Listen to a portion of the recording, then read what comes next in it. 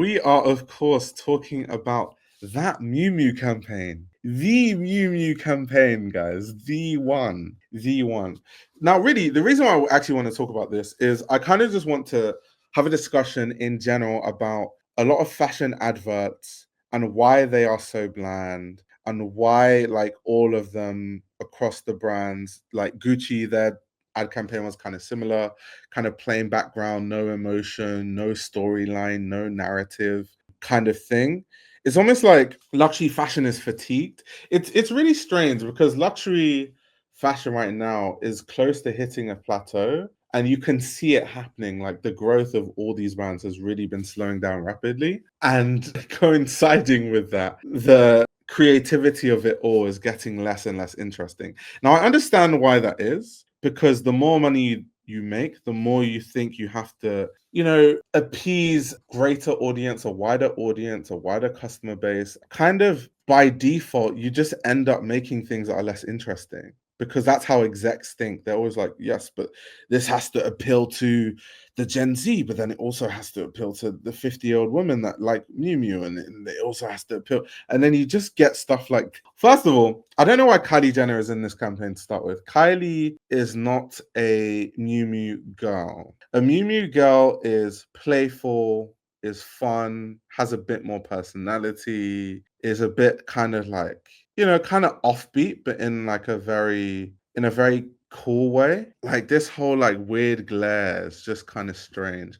Let me see what they said about the campaign in the description. I'm really curious. An expression of individuality, the Miu Miu Fall Winter 2025 campaign explores femininities beyond conventional definitions, transcending fixed ideas of gender and women's dress. So what? This literally has no narrative. I see how they tried to add narrative to it. What about this campaign shows femininity beyond conventional definitions? So in their mind, it's transcending fixed ideas of gender and women's dress. How? How? Because someone is wearing a blazer. How?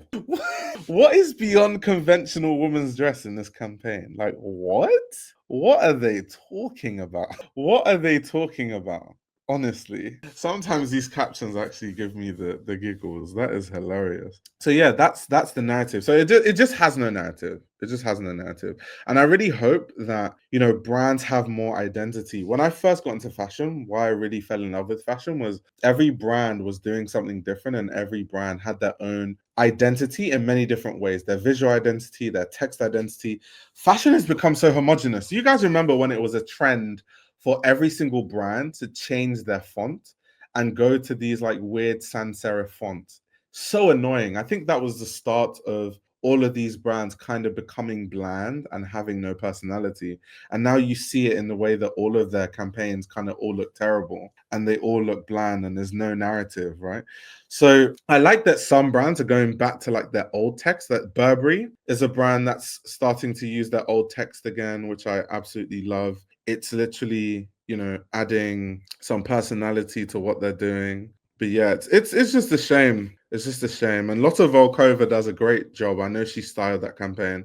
Love her styling, but there's only so much you can do when, the campaign just lacks any sort of narrative or just anything interesting. And apparently this is challenging conventional norms of femininity, apparently. Apparently. Oh gosh. Do you know what's also funny? Do you know what stands out to me about this campaign? This looks like a Prada campaign. So Prada is supposed to be a bit more serious, a bit more grown up, a bit more mature. Miu Miu is supposed to be Prada's fun little sister. Miu Miu is supposed to be more expressive and more girly and more quirky and kind of intellectual and kind of more feminine. And just there's none of that being shown in this campaign. Like zero. Literally zero. I would expect this sort of old wallpaper sort of backdrop for a Prada campaign, not for a Miu Miu campaign. It's almost like they don't understand their own like point of view or the brand's point of view, and they completely missed the mark with this one. I mean, I do see it in the casting, gotta give them that. Yeah,